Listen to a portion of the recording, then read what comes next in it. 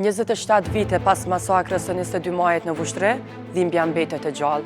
Të mbjetuarit rrëfin momente që u ndryshuan jetën për gjithmonë.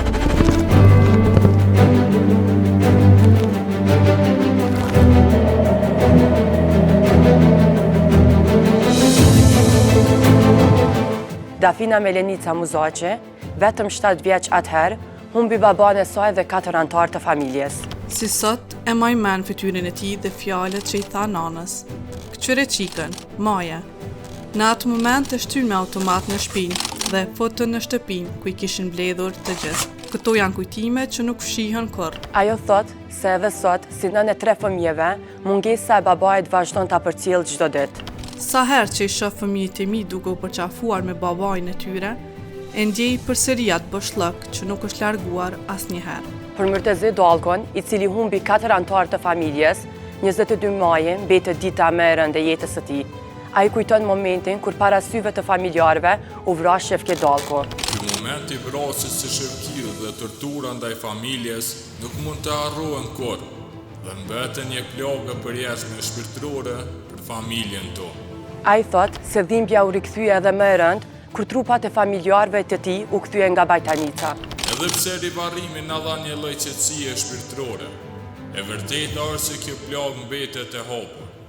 Për ne, kjo nuk është vetëm histori e së kaluarës, por një dhimbje që e bartim çdo ditë. Edhe Egzon Melenica Hajrizaj, e mbjetuar e kësaj masakre, kujton fëmijërinë e humbur pas vrasjes së babait dhe 4 familjarëve të tjerë. Kur moshatarët tanë ndërronin për lodra, ne numëronim ditët duke pritur.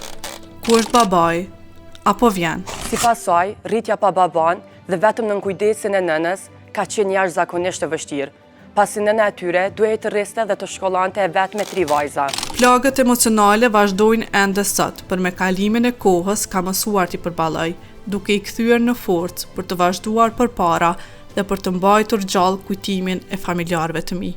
Ndërkaq, Shaban Krasniqi, i mbjetuar i 2 masakrave të Vushtres, asaj të studimës dhe të 22 majit, thot se kujton çdo detaj të asaj ditës edhe pas 27 vitesh. Në këtë masakër, ai humbi vëllain e tij 19 vjeçar.